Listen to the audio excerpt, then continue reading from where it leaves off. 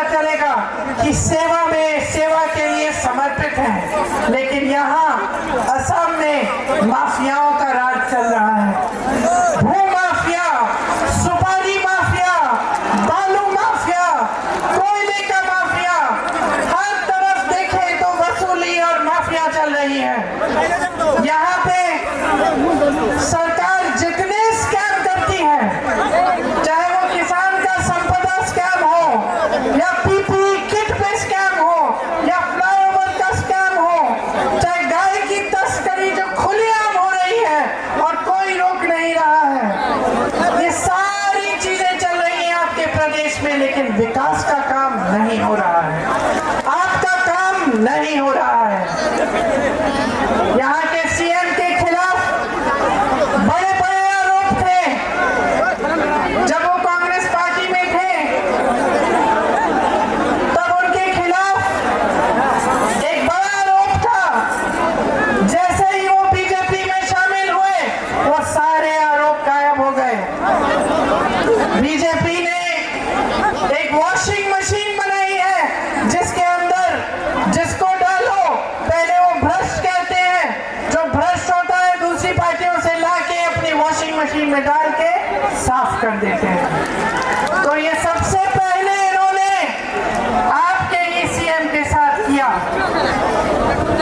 और ये मिसाल बन गया पूरे देश के लिए कि एक तरफ ये कहते हैं कि भ्रष्टाचार हो रहा है और दूसरी तरफ जो भ्रष्ट है उसको अपनी पार्टी में ले लेते हैं और सारे आरोप सारे के सब थम जाते हैं, ठंडे बस्ते में डाले जाते हैं। यहाँ पे जो सरकार है उसका ध्यान आप पे नहीं है, अपने बिजनेस पे है। कहाँ से कमाई आएगी, कहाँ पे कौन सी माफिया चल रही है, उसके साथ साठगांठ करना, यही इस सरकार का काम हो गया है। लेकिन इस बीच आप मुझे बताइए मेरे भाइयों, आपकी कितनी बड़ी बड़ी समस्याएं हैं। आज आप सब यहाँ पे बैठे हैं, मेरे नौजवान साथी यहाँ पे हैं, बताइए कितनों के पास रोजगार है? ऐसे हाथ उठा के बताइए, रोजगार मिला है? नहीं मिला है। किसी को, एक जने को तो मिला होगा, किसी को रोजगार नहीं मिला? मैंने किसी को रोजगार नहीं मिला है, क्योंकि सरकार का पूरा ध्यान अपने स्वार्थ पे है। मंत्रियों का, सीएम का, सबका अपने ही स्वार्थ पे है। हम कैसे कमाएंगे, जनता कैसे कमाएगी, जनता के क्या संघर्ष हैं, कोई इन पर ध्यान नहीं दे रहा है। आज बेरोजगारी इतनी ज्यादा बढ़ गई है, 43 सालों में सबसे ज्यादा बेरोजगारी आज हमारे देश में है। आपको मालूम है 70 करोड़ लोग बेरोजगार हैं, 70 करोड़, 30 लाख खाली पद पड़े हैं, 30 लाख खाली पद केंद्र सरकार में पड़े हुए हैं इतने सालों से, उनको भरा नहीं गया है। जिससे बात करो बेरोजगार है। आप सबने मेहनत से पढ़ाया लिखाया, बहुत मेहनत की, कोई खेती करता है, कोई मजदूरी करता है, कोई जॉब करता है, किसी के पास छोटी दुकान है। आप सब क्या चाहते हैं अपने बच्चों के लिए? आप उनको बड़ा बड़ा करके उनके भविष्य को बनाना चाहते हैं, है कि नहीं? पढ़ाते लिखाते किस लिए हैं? पूरी हिम्मत डालते हैं आप कमाई में, ताकि बच्चे बड़े होकर अपनी लाइफ बना पाए, अपनी जिंदगी बना पाए और उनका भविष्य अच्छा हो। लेकिन आज चाहे जितना भी काम आप करें, चाहे परिवार में आप काम कर रहे हैं, महिलाएं चाय के बागान में काम कर रही हैं, पुरुष मजदूरी कर रहे हैं, किसी का कहीं पे जॉब लगा हुआ है, फिर भी कमाई पूरी नहीं हो रही है। ये सच है कि नहीं? फिर भी जब आपको दुकान जाना पड़ता है कुछ खरीदने के लिए तो घबराहट होती है, जब कोई बीमार पड़ता है तो पूरे परिवार पे संकट आ जाता है कि कैसे इलाज कराएंगे। सही बात है कि नहीं? सही बात है ना? कुछ टूट जाता है घर में, बारिश आती है, पानी आ रहा है, उसको ठीक करना है, आप कहते हैं कोई बात नहीं, बाद में कर लेंगे, अभी पैसे नहीं है। बच्चों की फीस भरनी पड़ती है, बच्चों के लिए वर्दी खरीदनी पड़ती है, मुश्किलें भरी पड़ी हैं। मिट्टी का तेल, सब्जी, पेट्रोल, डीजल सब महंगा हो गया है। जो खेती करता है वो खेती में कमा नहीं पा रहा है, एमएसपी तो मिलती ही नहीं है आपको। और खेती में जितने भी सामान आप इस्तेमाल कर रहे हो आज, सब पे जीएसटी लगा के उनको महंगा कर दिया है। बाढ़ आती है, बारिश आती है, बाढ़ में आपको कोई मदद नहीं मिलती, आपकी जमीनें चली जाती हैं पानी के नीचे, मुआवजा नहीं मिलता है समय पे, कोई पूछने वाला नहीं है। ना आपकी असम की भाजपा की सरकार पूछ रही है और ना मोदी जी की केंद्र की सरकार। आपके यहाँ भाजपा के कार्यकर्ता आते हैं, कहते हैं फॉर्म भरो, मेरी बहनों को कहते हैं फॉर्म भरो, नहीं तो वोट दो, नहीं तो 1200 रुपए नहीं मिलेंगे, कहते हैं ना। आए हैं ना फॉर्म भरने? आप अगली बार आएंगे ना आपके घर, तो आप उनसे पूछिए 1200 रुपए से आज क्या मिलता है? एक सिलेंडर भी नहीं मिलता है, समझे आप? आपको 1200 रुपए देने की बात कर रहे हैं, आज आपको 1200 रुपए में उन्होंने ये स्थिति बना दी है आपकी कि आपको एक सिलेंडर नहीं मिलेगा, कुछ नहीं खरीद पाओगे उस 1200 रुपए में। फिर भी आपके घर आके आपको धमकाते हैं, कहते हैं वोट दो, फॉर्म भरो, नहीं तो 1200 रुपए नहीं मिलेंगे। आपको मालूम है कि कांग्रेस पार्टी की गारंटी है, कांग्रेस पार्टी की गारंटी है कि मेरी बहनें, जो परिवार में सबसे बड़ी महिला है, उसको 8,500 रुपए हर महीने, साल में 1 लाख रुपए आपको मिलेंगे, क्योंकि बोझ आप उठाती हो। मैं महिला हूं, मैं समझती हूं, महिला चाहे बड़े घर की हो, चाहे छोटे घर की हो, चाहे गरीब हो, चाहे बहुत रईस हो, महिला हमेशा समाज का बोझ भी उठाती है और समाज की परवरिश भी करती है। नई पीढ़ी को तैयार करने वाली मेरी बहन मेरी महिला है, सबसे ज्यादा मेहनत करने वाली महिला है, काम पे जाती है, खेती में जाती है, नौकरी करती है, मजदूरी करती है, तो घर आकर बच्चों को देखती है, घर आकर खाना पकाती है, घर आकर सबकी देखभाल करती है। जब तक आप सब सो जाते नहीं हो, जब तक पूरा परिवार चैन से नहीं सोता, तब तक मेरी बहनें नहीं सोती हैं। और इस सरकार में उनके लिए कुछ नहीं है, सिर्फ ऊपरी बातें। मोदी जी कहते हैं हमने महिलाओं के लिए आरक्षण कर दिए, कौन से आरक्षण?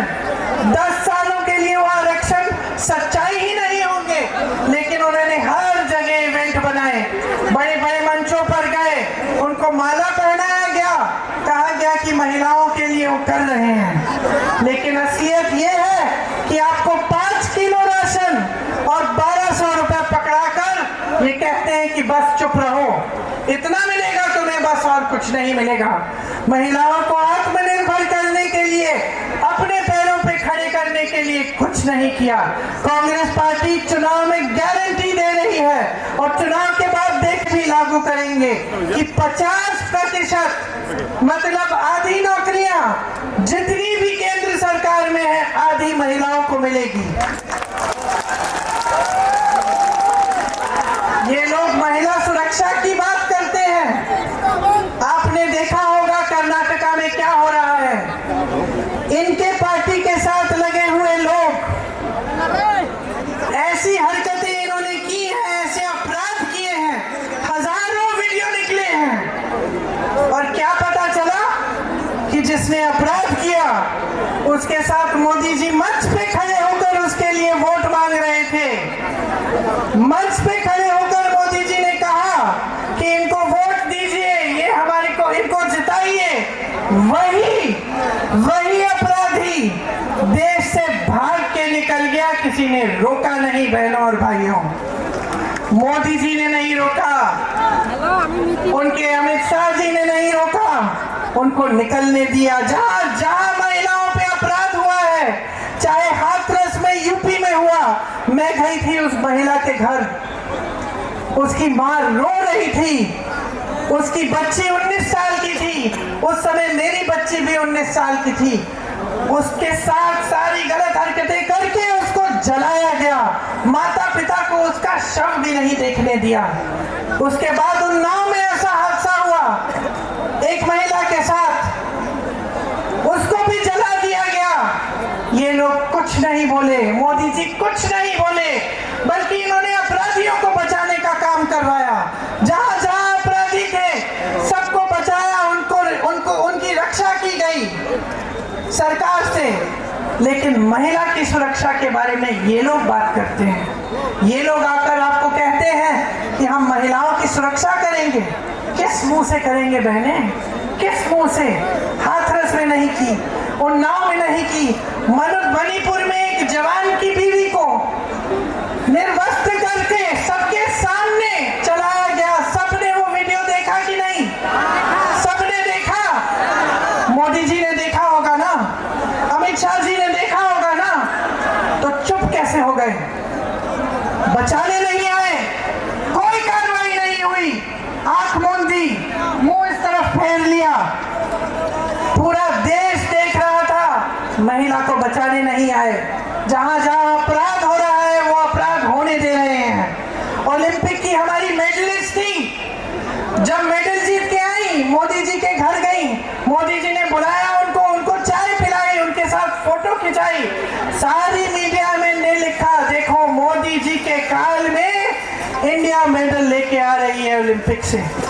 जब वही महिला सड़क पे उतरी, जब उसी महिला ने कहा कि मेरे साथ गलत हुआ है, मेरे साथ गलत हुआ है, मोदी जी मेरी मदद कर दीजिए, जो आपकी पार्टी में नेता है उसने किया है, तो मोदी जी ने एक लफ्ज नहीं कहा। वो बच्ची बैठी रही सड़क पे, मैं उस बच्ची से भी मिली, मैंने उससे बात की, उसने कहा मुझे कुछ नहीं चाहिए, मुझे न्याय चाहिए दीदी। लेकिन मोदी जी ने न्याय नहीं दिया, अपने घर से नहीं निकले। वही हालत जो महिलाओं की है, वही हालत किसानों की। किसानों ने आंदोलन किया, मोदी जी अपने घर से नहीं निकले। 600 किसान शहीद हुए, मोदी जी ने एक लफ्ज नहीं बोला, मिले तक नहीं कि उनकी सुनवाई हो जाए, कि वो जो काले कानून किसानों को खत्म करने वाले कानून थे उनको ये हटाए। आज चाय के बागानों में आप मजदूरी करते हैं। मैं पिछली बार चुनाव में आई थी, मेरे साथ ख्याल से 2 साल गुजर गए होंगे। उस समय से समस्या थी कि आपका जो वेतन है वो बढ़ाया ही नहीं गया। मैं चाय के बागान में गई, महिलाओं से मिली, उन्होंने मुझे अपनी समस्याएं बताया कि कैसे पूरे दिन काम करती हैं, कभी कभी टॉयलेट भी नहीं होता, उनके लिए दूर होता है, उनको जाना पड़ता है चल के, और इतना कम वेतन मिल रहा था। उस समय उनकी मांग थी कि हमारा वेतन बढ़ाया जाए। 2 साल गुजर गए, आप भाजपा की सरकार लाए, आपके मुख्यमंत्री चाय के बागानों को हड़पवाते हैं, चाय के बागानों में अलग अलग बिजनेस कराना शुरू कर दिए हैं, लेकिन जो चाय के बागान में मजदूरी करते हैं उनका वेतन उन्होंने नहीं बढ़ाया। तो आप सोचिए, कांग्रेस में हमने कहा है कि हर रोज की मजदूरी 400 रुपए तक हम बढ़ाएंगे, और ये हमारी गारंटी है। यहाँ आपकी मांग है कि कोच राजवंशी समुदाय जो है उसको एसटी स्टेटस मिले। कब से आपकी पुरानी मांग है, इस मांग का हम पूरा समर्थन करते हैं। आपने सुना होगा राहुल जी कहते हैं कि जाति जनगणना कराएंगे। जाति जनगणना का मतलब है कि ये गिनती होगी कि किस समुदाय में, किस जाति में कितने लोग हैं, ताकि सही से भागीदारी पूरी देश में हो पाए, और सिर्फ जाति के आधार पर नहीं, लेकिन अमीरी गरीबी के आधार पर भी, ताकि हम जान जाएं कि भाई यहाँ ये समस्या है, ये जाति है, ये धर्म के लोग हैं, जहाँ पे कुछ अलग सी समस्या है, और इसको पूरा करने के लिए हम क्या करें, यहाँ इनकी पूरी भागीदारी नहीं हो रही है। तो ये सब चीजों को समझने के लिए ये जाति जनगणना कराएंगे। लेकिन इसमें एक महत्वपूर्ण बात यह है कि आज जो रिजर्वेशन पे 50% का कैप है वो हटाया जाएगा। इसीलिए जो कांग्रेस पार्टी की नीतियां हैं को आपको अच्छी तरह से समझने की जरूरत है। देखिए, जहां जहां हमारी सरकारें चल रही हैं वहां आपकी भलाई के लिए चल रही हैं। पहले से हमारी राजनीति ये रही है कि हम जनता की सेवा करें। जनता कैसे मजबूत होगी, आपके भविष्य कैसे बनेंगे। लेकिन यहाँ असम में बीजेपी और AIUDF का जो गठजोड़ है वो यहाँ की राजनीति को एकदम एक दूसरी दिशा में ले गई है। बदरुद्दीन जी और हेमंत बिस्वा शर्मा जी का एक गुप्त गठजोड़ है, अंदर अंदर से मिले हुए हैं। दोनों एक दूसरे की बड़ी तारीफ करते हैं। आपने सीएमसी जी का इंटरव्यू देखा होगा। उस इंटरव्यू में क्या कहा उन्होंने, कोई बताएगा? आप बताओ। वो बोले हैं बदरुद्दीन जी के दिल की इच्छा थी कि मैं सीएम बनूं, समझे? वो बोले हैं कि जहां मैं कहता हूं वहां इनका वोट डलता है। AIUDF के जो विधायक हैं उन्होंने बीजेपी के साथ वोट डाला है जब राज्यसभा का मामला था। तो समझिए, आपके सामने ऊपर ऊपर से कुछ और बात हो रही है। ऐसा ही उन्होंने तेलंगाना में भी किया। तेलंगाना में उन्होंने साठगांठ की ओवैसी जी के साथ, ताकि वो कांग्रेस के वोट काटें और बीजेपी जीते। तो इस बात को आप गहराई से समझिए। जहां जहां हम मजबूत हैं वहां बदरुद्दीन जी अपने कैंडिडेट खड़े करके हमारे वोट काटने की कोशिश इसलिए कर रहे हैं क्योंकि वो चाहते हैं कि भाजपा जीते। 3 बार सांसद बने हैं। मुझे बताइए, कोई नया स्कूल खोला, कोई अस्पताल खोला, कोई बड़ी यूनिवर्सिटी लाए आपके यहाँ, कोई अच्छा बड़ा कारोबार, कोई इंडस्ट्री लाए जिससे आपको नौकरी मिल सकती थी? बाहर आई, आपके पास आए, आपकी मदद की? वो तो खुद कहते हैं कि वो व्यापारी है, खुद कहते हैं मैं व्यापारी हूं, मैं बिजनेसमैन हूं, है कि नहीं? तो वो तो व्यापार ही कर रहे हैं, राजनीति नहीं कर रहे, वो सेवा नहीं कर रहे, वो व्यापार कर रहे हैं आपके साथ। और जहां जहां उनका फायदा है वहां वहां जा रहे हैं। ये आपका फायदा नहीं दे रहे हैं। उनके इधर का बड़ा बिजनेस है कि नहीं? आपको याद है तरुण गोगोई जी के समय अगर की जो पेड़ है उनकी कटाई पे पाबंदी डाली थी, उसकी कटाई बंद की थी। अब फिर से शुरू करा दी है सीएम जी ने। और फायदा किसको हो रहा है? बदरुद्दीन जी की जो इतर की फैक्ट्रियां हैं उसको फायदा हो रहा है, क्योंकि वही लकड़ी इतर में डलती है। तो देखिए, जो समझने की बात यह है ना कि चाहे AIUDF हो, बदरुद्दीन जी हो, भाजपा के हेमंत बिस्वा शर्मा जी हो, ये सरकार जो चलाते हैं ये बड़े बड़े खरबपतियों के लिए चलाते हैं। और इसी तरह की सरकार मोदी जी चलाते हैं। अब चाहे असम में हो चाहे पूरे देश में हो, सरकारें खरबपतियों के लिए चल रही हैं। इससे हमें पता कैसे चलता है कि ये बात सच है? क्योंकि आप आज देखिए, देश का लोहा पहले सरकार देखती थी, अब देश का सारा लोहा एक बड़े खरबपति को दिया जा रहा है जो इनके दोस्त है, मोदी जी के दोस्त है, बिस्वा शर्मा जी के भी दोस्त हैं। कोयला इनको दिया जा रहा है, बिजली खरबपतियों को, सड़कें खरबपतियों को, हवाई अड्डे सारे बड़े बड़े खरबपतियों को, बंदरगाह सारे बड़े बड़े खरबपतियों को, सारे हाईवे। ये किसकी संपत्ति थी?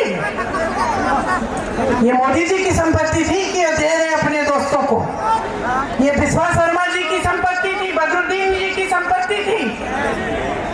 किसकी संपत्ति थी ये आपकी संपत्ति है। बड़े बड़े सरकारी कारखानों से आपको नौकरी, आपको रोजगार मिलती थी, लोग खुश हो जाते थे, सरकारी नौकरी मिली है, पेंशन मिलेगा, जीवन भर सुरक्षित रहेंगे। आज क्या परिस्थितियां हैं? आज ऐसा कह सकते हो? उसी तरह से कांग्रेस ने प्राइवेट बिजनेस को खूब बढ़ावा दिया, बड़े बड़े कारखाने खड़े करवाए, लेकिन जिससे आपको रोजगार मिलता था। आपकी संपत्ति आपसे लेकर उनको देने की बात नहीं हुई।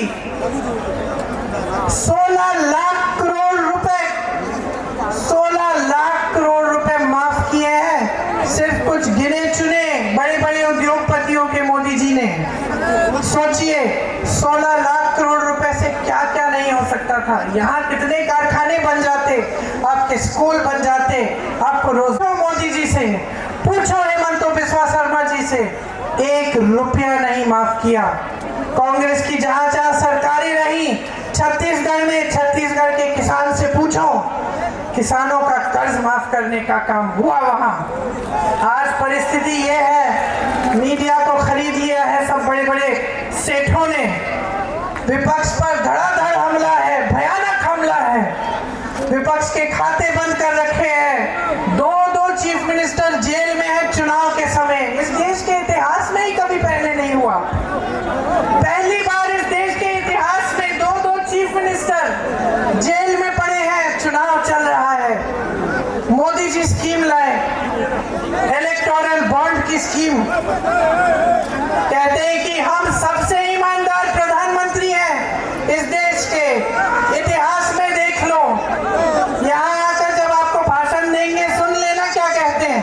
कहेंगे मैं अकेला भ्रष्टाचार के खिलाफ लड़ रहा हूँ, मैं अकेला ईमानदार हूँ इस देश में, बाकी सारे भ्रष्ट हैं, ऐसा कहते हैं। तो मैं आपको बताना चाहती हूँ कि ये ईमानदार प्रधानमंत्री कैसी स्कीम निकाल के लाए। स्कीम ये थी कि जो भी चंदा देगा किसी भी राजनीतिक दल को, उसका नाम गुप्त रहेगा। ये ईमानदारी की स्कीम थी इनकी कि उसका नाम गुप्त रहेगा। सुप्रीम कोर्ट ने कहा कि ये गलत स्कीम है, ये नाम गुप्त नहीं रहने चाहिए, नामों को खोलो, सबके सामने बात आनी चाहिए कि किसने कितना चंदा दिया। अच्छा, जब ये हुआ तो मोदी जी को अचानक लग गया कि पब्लिक को पता चल जाएगा कि किसने क्या क्या दिया, कहां कहां से मैंने चंदा लिया और कैसे। तो फिर कहने लगे कि अरे पहली बार इतिहास में ये सूची पारदर्शी हो गई है, जनता को दिख रही है, तुमने थोड़ी दिखाई। अरे मोदी जी ने खुद थोड़ी दिखाई। ये पारदर्शी कैसी हुई?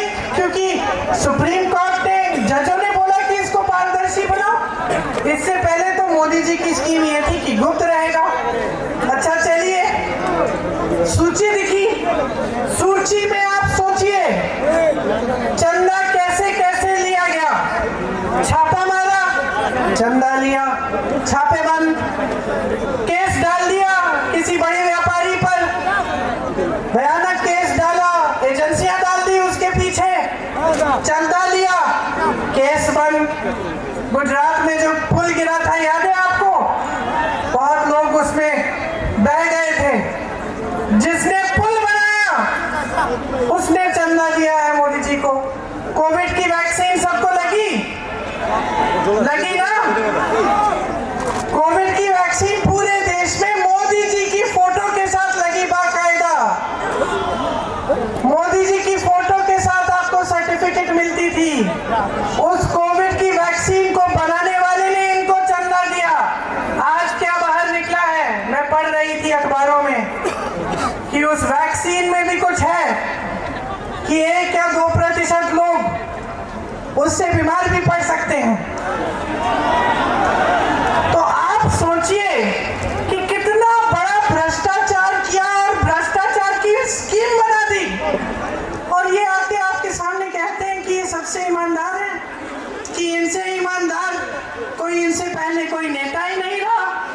आपको मालूम है, कोई बताएगा कि आज भारत में सबसे अमीर राजनीतिक दल कौन सा है? भाजपा, बीजेपी 10 सालों से सत्ता में रहे हैं। बार बार कहते रहते हैं 70 साल से कांग्रेस ने नहीं किया। हाँ, कांग्रेस ने 70 सालों में इतना पैसा नहीं कमाया जितना इन लोगों ने कमाया है। 10 सालों में ही, मात्र 10 सालों में देश और दुनिया की सबसे अमीर पार्टी बन गए। कैसे? इनके जिलों में पूरी इमारतें हैं, इनके लिए जो भी काम करता है वो वेतन पे रखते हैं। हमारे कांग्रेस के कार्यकर्ता यहाँ खड़े हैं, सेवा दल के कार्यकर्ता, इनसे पूछो, मुफ्त में काम करते हैं देश के लिए, देश की सेवा करते हैं। और ये लोग आपसे कहते हैं कि हम लोग भ्रष्ट हैं, और ये ईमानदार, ये पाक है। जिस भ्रष्ट इंसान को लेना चाहते हैं ले लेते हैं, अचानक वही इंसान साफ और पाक बन जाता है। अहंकार इनका इतना बढ़ गया है, बहनों और भाइयों, इनको सच्चाई बताने वाला कोई बचा ही नहीं है। हमने देखा है अपने जीवन में बहुत प्रधानमंत्रियों को, सत्ता को देखा है, घर में देखा है। आप तो जानते ही हैं सत्ता में क्या होता है। कौन लोग आसपास आ जाते हैं? चमचे आते कि नहीं, है ना? सबसे पहले चमचे, फिर झूठ बोलने वाले, सच्चाई नहीं बताएंगे। बाहर अंधेरा है बोल देंगे उजाला है कि नहीं? और जब इतनी सत्ता होती है और इतना अहंकार होता है, और जब नेता सब में भय फैलाता है, डर फैलाता है, तब तो और भी, तब तो किसी की हिम्मत ही नहीं होती। अब आपकी ये स्थिति है, महंगाई है, बेरोजगारी है, किसान पिस रहा है, महिलाओं के लिए कोई रास्ता नहीं है आगे बढ़ने का। कोई बता भी रहा है मोदी जी को? मुझे नहीं लगता। जैसे टीवी वाले हम सबको रोज रोज सुनाते हैं ना कि बहुत अच्छा हो रहा है, अर्थव्यवस्था आगे बढ़ रही है, सब अमीर हो रहे हैं देश में, उसी तरह से मोदी जी को सुनाया जा रहा है रोज सुबह शाम। उनको सच्चाई मालूम ही नहीं है, अब दूर हो गए हैं जनता से।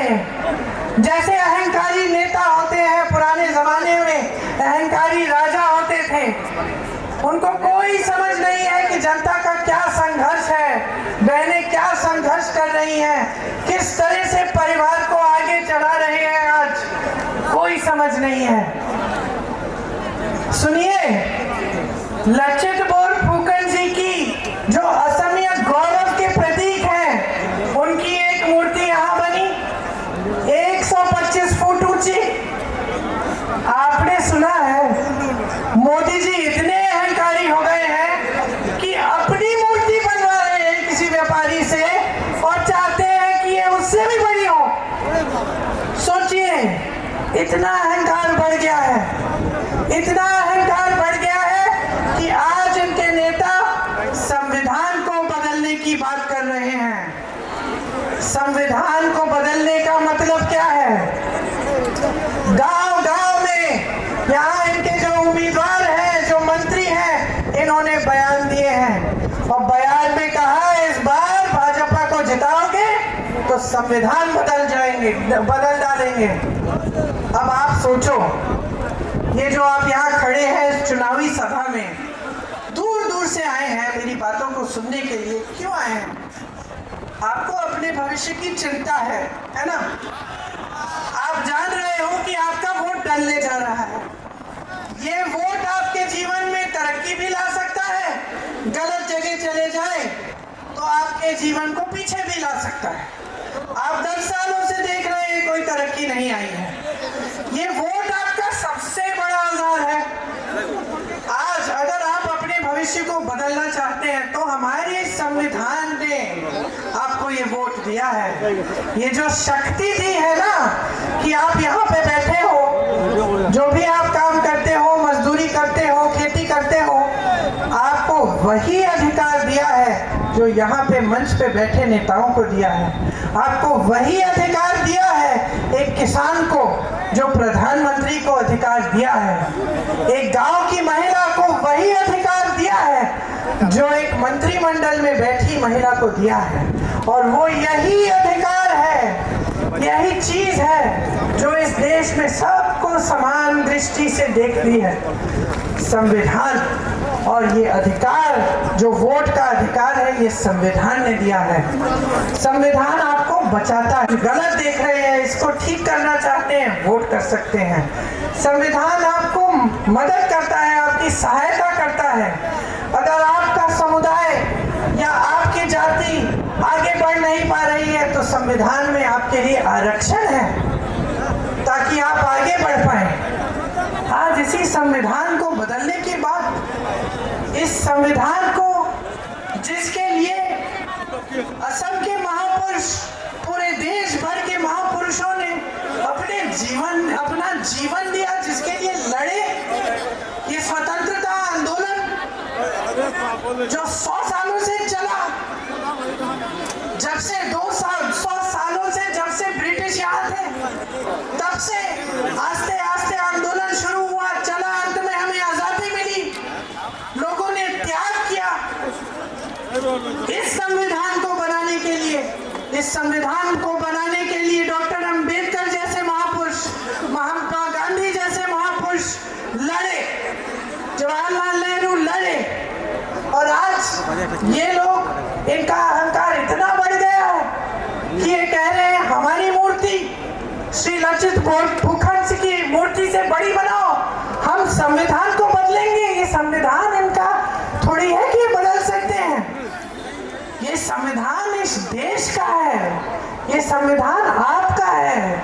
जिस तरह से आपकी संपत्ति किसी बड़े खरबपति को पकड़ा रहे हैं, उस तरह से आज ये कहने लगे हैं कि आपका ये संविधान वे बदल डालेंगे, जब जी चाहे कुछ भी ले आएंगे। तो कौन रोकेगा इनको? कौन रोकेगा? अगर फिर से इनकी सरकार आई तो जाने क्या कर डालेंगे। कोई पूछ नहीं रहा है, मीडिया सच्चाई दिखा नहीं रही है। तो अगर आप जागरूक नहीं बनेंगे, अगर आप चुनाव में ये डिमांड नहीं करेंगे, ये मांग नहीं उठाएंगे कि जो नेता आपके सामने आता है भाषण देने के लिए मेरी तरह, जो मंच पे खड़ा है, वो आपकी बात करे, आपके विकास की बात करे, जब बाढ़ आएगी क्या करेगा वो बात करे, आपके लिए स्कूल कब बनाएगा वो बात करे, तो बदलाव कैसे आएगा मेरे भाइयों, मेरे बहनों? कैसे आएगा बदलाव अगर आप जागरूक नहीं होंगे? ये देश आपका है, समझ लीजिए। इस देश को बचाने का सबसे बड़ा काम, सबसे बड़ी जिम्मेदारी आपकी है, हमारी है।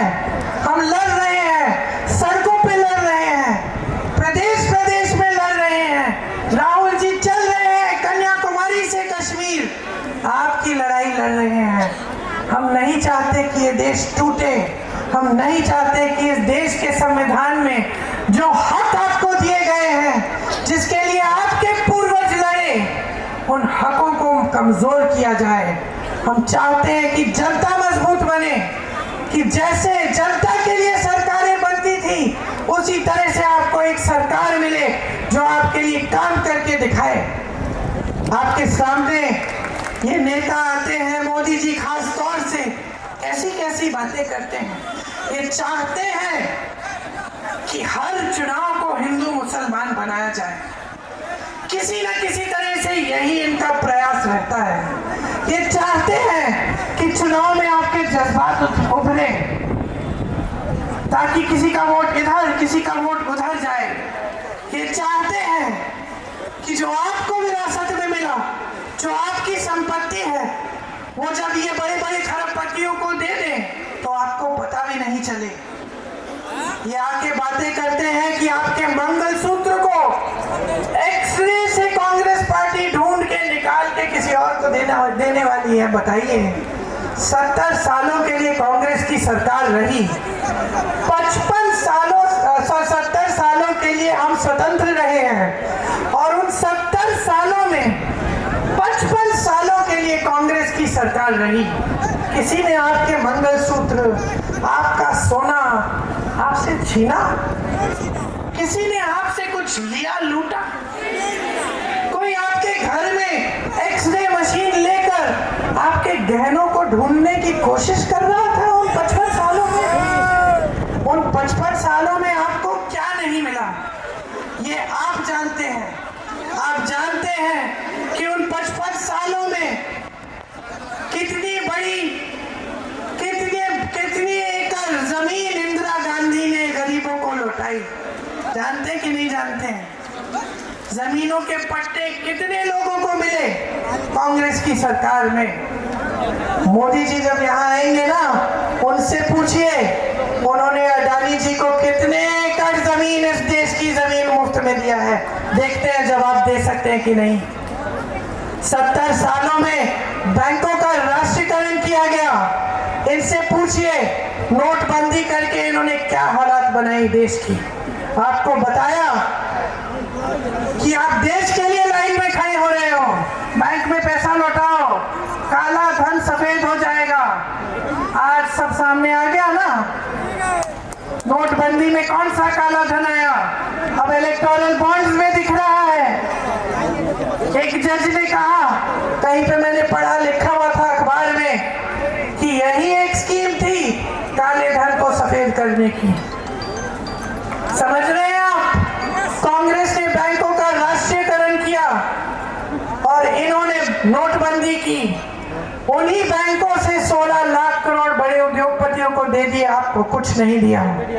अनाज उत्पादन में कांग्रेस ने मेहनत करके देश के किसानों को आगे बढ़ाकर देश को आत्मनिर्भर किया। इनसे पूछिए आज देश का किसान टूट क्यों गया है। इनसे पूछिए कि इन्होंने कितने कोल्ड स्टोरेज अदानी जी को दे रखे हैं। हरित क्रांति, श्वेत क्रांति कांग्रेस की सरकारें लाई। इनसे पूछिए कौन सी क्रांति लाए हैं। नफरत की क्रांति लाए हैं, कौन सी क्रांति लाए हैं देश में। मनरेगा कांग्रेस ने बनाया, शिक्षा का अधिकार, जिसका मतलब था कि हर बच्चे को शिक्षा मिलना उस बच्चे का अधिकार है। भोजन का अधिकार, ये जो 5 किलो राशन आपको पकड़ा रहे हैं, ये अधिकार किसने बनाया? कौन मिलना चाहिए। छत्तीसगढ़ में कांग्रेस की सरकार 35 किलो राशन दे रही थी। भाजपा की सरकार आई, काट के 5 किलो कर दिया। कांग्रेस ने इस देश में IIT बनाए, IIM बनाए, एम्स बनाए, विश्वविद्यालय बनाए, इसरो बनाया, DRDO बनाया, BHEL बनाया, सेल बनाया, ONGC बनाया, HAL बनाया, भाखरानंगल डैम बनाया। एक ऐसी संस्था का नाम ले ले मोदी जी यहाँ खड़े होके, क्या बनाया उन्होंने? कौन सी ऐसी संस्था बनाई? ईडी क्या बनाया इन्होंने? 20,000 करोड़ का संसद भवन का सुंदरीकरण किया जब देश का किसान 15,000 का बकाया मांग रहा था। कोई एक ऐसी संस्था नहीं बनाई उन्होंने। आपके लिए कुछ ऐसा नहीं किया जिससे आप आगे बढ़ पाए। सिर्फ इनके बड़े बड़े इवेंट, कभी ये कभी वो, कभी विदेश जाएंगे, कभी अफ्रीका में दिखेंगे, कभी अमेरिका में दिखेंगे, हर जगह घूमते हुए दिखेंगे, आपके घरों में कभी नहीं दिखेंगे। मैं एक चुनौती देती हूँ, भाजपा के नेताओं को, एक वीडियो दिखा दे मुझे जहां मोदी जी वाराणसी में, जो उनका संसदीय क्षेत्र है, वाराणसी में किसी एक गरीब के घर के अंदर गए हो। नहीं गए। परवाह नहीं है आपकी, अपनी सत्ता की परवाह है। हेमंतो बिस्वा शर्मा जी को, बदरुद्दीन जी को, मोदी जी को, और मैं एक सांस में तीनों का नाम ले रही हूं क्योंकि तीनों एक समान हैं। तीनों आपके जज्बातों का फायदा उठाना चाहते हैं। तीनों चाहते हैं कि ये चुनाव हर चीज पे लड़ा जाए, लेकिन आपकी समस्याओं को हल करने की बातों पे ना लड़ा जाए। तीनों ये चाहते हैं कि उनकी अपनी तरक्की हो, आपकी तरक्की नहीं हो। तीनों अपना स्वार्थ साधते हैं। तो मैं आज आपके सामने इसलिए आई हूं, आपको कहने के लिए समय आ गया है। मेरी बहनों, मेरे भाइयों, अपना स्वार्थ साधो। समझे आप? अपना स्वार्थ साधो। आपको कहां पे फायदा है, आपके लिए कौन सी पार्टी क्या करेगी, आपकी सड़क कौन बनाएगी, आपको मदद कौन करेगा, आपके लिए कौन स्कीम लाया है अच्छी, ये समय आ गया है। इस देश की राजनीति को पटरी पे लाओ, इस देश के नेताओं को समझाओ, मुद्दे पे आओ। प्रधानमंत्री जी को बताओ हमारे मुद्दों पे चर्चा होनी चाहिए। प्रधानमंत्री जी मुद्दे पे आइए, बताइए आपने 10 सालों में क्या किया है। 70 सालों की रच छोड़िए, आपने 10 सालों में हमारे लिए क्या किया है और आगे के 5 सालों में आप क्या करने जा रहे हैं। बताइए उनको कि हम नहीं जानना चाहते कि आप संविधान बदलेंगे, हम नहीं जानना चाहते कि आप कौन से नए देश में भ्रमण करने जाएंगे,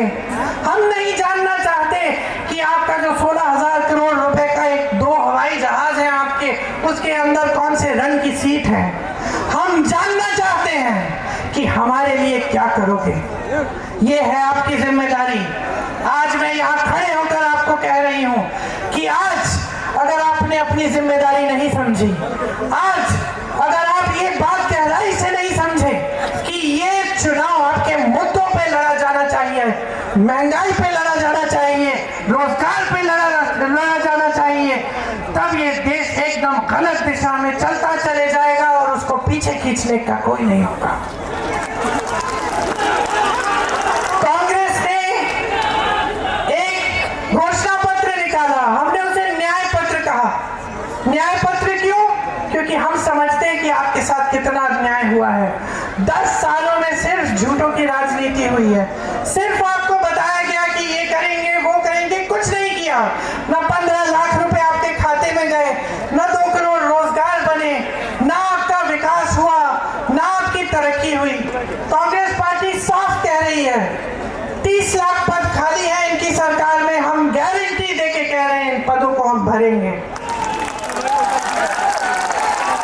अग्निवीर जैसी स्कीम लाए ये लोग, ताकि जो सेना में जाता था वो भी सुरक्षा, उसकी भी सुरक्षा अब नहीं है, वो भी सुरक्षित नहीं रह सकता। 4 साल की नौकरी करके घर आकर बेरोजगार होगा। हम उस स्कीम को रद्द करेंगे। हम 5,000 करोड़ रुपए का फंड निकालेंगे नौजवानों तुम्हारे लिए, ताकि तुम अपना छोटा कारोबार शुरू करना चाहो तो तुम्हें उस फंड से पैसे मिलेंगे। ये जितने भी बड़े बड़े खरबपति अरबपति हैं, जब इनके बच्चे पढ़ाई खत्म करते हैं, बड़ी बड़ी पाठशालाओं में जाते हैं, बड़ी बड़ी यूनिवर्सिटी में, उसके बाद इनको एक प्रोग्राम अप्रेंटिसशिप करते हैं। वो 1 साल के लिए कहीं इंटर्नशिप की, कहीं कुछ किया और वो थोड़ा कमा लेते हैं, जब तक उनको प्रॉपर नौकरी नहीं मिलती। लेकिन ये सुविधा गरीब बच्चों के लिए नहीं है। हम इस देश में पहली बार हम एक ऐसी सुविधा लाना चाहते हैं जहां जब आप अपना एजुकेशन खत्म करते हैं, स्नातक पास होते हैं, तब से आपको एक अप्रेंटिसशिप का प्रोग्राम में डाला जाएगा, जिससे 1 साल में आप कम से कम 1 लाख रुपए कमा पाएंगे। आप शिक्षा के लोन लेते हैं, कितनी मेहनत करते हैं, शिक्षा के लिए लोन लेते हैं, किसी को ट्यूशन फी भरनी पड़ती है, मेहनत से इतना काम करते हैं, पेपर लीक हो जाते हैं। हम कह रहे हैं कि पेपर लीक के खिलाफ हम एक कानून लाएंगे। जो शिक्षा के लिए लोन ले रहा है उसका लोन हम माफ करेंगे। ये फसल में आपका नुकसान होता है जब बाढ़ आती है, तो हमारी गारंटी है कि 30 दिनों के अंदर अंदर आपको पूरा मुआवजा मिलेगा, पूरा भुगतान मिलेगा। खेती के सारे सामान हम जीएसटी से मुक्त करेंगे। आपको एमएसपी नहीं मिलती, समर्थन मूल्य है। हम एक कानून ला रहे हैं कि कानून के तहत किसानों को न्यूनतम समर्थन मूल्य मिलना पड़ेगा। ये किसान का अधिकार बना रहे हैं हम। भूमिहीनों को जमीन दी जाएगी। न्यूनतम मजदूरी, मैंने कहा बगानों में सिर्फ नहीं लेकिन सब जगह न्यूनतम मजदूरी 400 रुपए की होगी।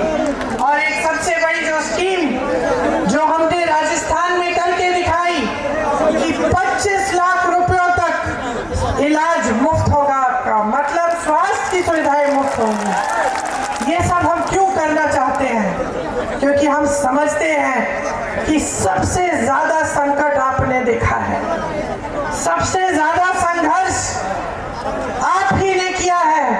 इस देश के आम आदमी ने, इस देश के गरीब ने, इस देश के मजदूर ने, इस देश की महिला, इस देश के किसान ने। ये जो 10 सालों का भाजपा का राज रहा है, इस पे तरक्की करने वाले सिर्फ बड़े लोग रहे हैं, सिर्फ भाजपा के नेता, सिर्फ बड़े बड़े खरबपति। बाकी देश की तरक्की रुक गई और बाकी देश की तरक्की को कराने के लिए हम सब आपके लिए यहाँ समर्पित हैं। रॉकी बुल जी आइए इधर।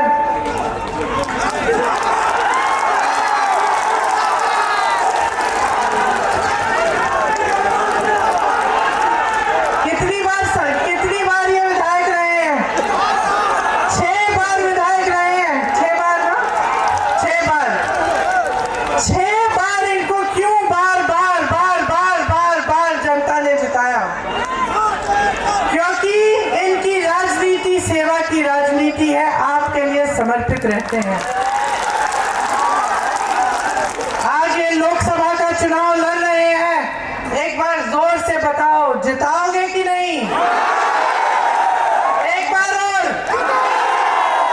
यहाँ से डुबरी से पूरे देश में संदेश भेजो, पूरे देश में, कि भाजपा और जो भाजपा के साथ छुपी साठगांठ रखने वाली पार्टियां हैं, उनको जनता सबक सिखाएगी और जनता एक ऐसी राजनीति इस देश में वापस लाएगी जो सेवा की राजनीति है, जो सच्चाई की राजनीति है और जो जनता की समस्याओं को हल करने वाली राजनीति है।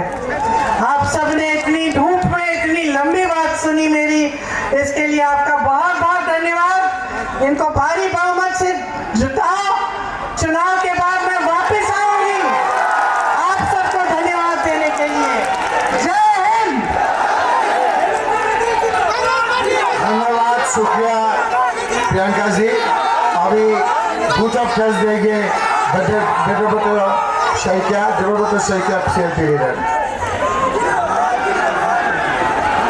আজিৰ এই ন্যায় সংকল্প যাত্ৰাৰ পৰৱৰ্তী পদক্ষেপত আমি যেনেকৈ এইবাৰ সাম্প্ৰদায়িক শক্তিসমূহৰ বিৰুদ্ধে ৰাহুল গান্ধীজীৰ নেতৃত্বত দিল্লীত এখন কংগ্ৰেছৰ চৰকাৰ কৰিবলৈ আগবাঢ়িছোঁ, তাৰ বাবে আপোনালোক সকলোৱে যেনেকৈ সমৰ্থন আগবঢ়ালে তাৰ বাবে মই ধুবুৰীবাসী ৰাইজক ধন্যবাদ জনাইছোঁ। আমাৰ মাজত উপস্থিত আমাৰ নেত্ৰী প্ৰিয়ংকা গান্ধী ডাঙৰীয়ানীয়ে আজি আপোনালোকক যে কংগ্ৰেছৰ বিষয়ে যিখিনি কথা ক'লে, আগন্তুক সময়ত আমি ল'বলগীয়া পদক্ষেপৰ বিষয়ে ক'লে, তাৰ বাবে তেখেতক ধন্যবাদ জনাইছোঁ। নিখিল ভাৰত কংগ্ৰেছ কমিটিৰ সাধাৰণ সম্পাদক জিতেন্দ্ৰ সিং ডাঙৰীয়া, সাথে ডাঙৰীয়া, আমাৰ প্ৰদেশ কংগ্ৰেছৰ সকলো বিষয়ববীয়া, আমাৰ বিধায়কসকল, কেউখন জিলাৰ জিলা সভাপতি, আমাৰ ব্লক কংগ্ৰেছ, মণ্ডল কংগ্ৰেছ, প্ৰাথমিক আৰু ইয়াত উপস্থিত আমাৰ এই অঞ্চলৰ জ্যেষ্ঠসকল, আমাৰ সকলো মহিলা যুৱ কংগ্ৰেছ, NSUI আৰু সাধাৰণ ৰাইজক আমাৰ ফালৰ পৰা আজি আৰু গান্ধীজীয়ে যেনেকৈ দেশৰ স্বাধীনতা কৰিছিল, আমি ৰাহুল গান্ধী, সোনিয়া গান্ধী, প্ৰিয়ংকা গান্ধীৰ নেতৃত্বত ভাৰতীয় জাতীয় কংগ্ৰেছে এই দেশৰ ৰাইজৰ সেৱা কৰিবলৈ যেনেকৈ আগবাঢ়িছোঁ, তাৰ বাবে আপোনালোকৰ আশীৰ্বাদ কাম্য। অহা 7 তাৰিখৰ দিনা আমাৰ ৰকিবুল হুছেইন ডাঙৰীয়াক বিপুল ভোটত জয়দান কৰক, এই অনুৰোধ জনাই আজি মোৰ হল্লা গড় ইমানতে সামৰিছোঁ। ধন্যবাদ।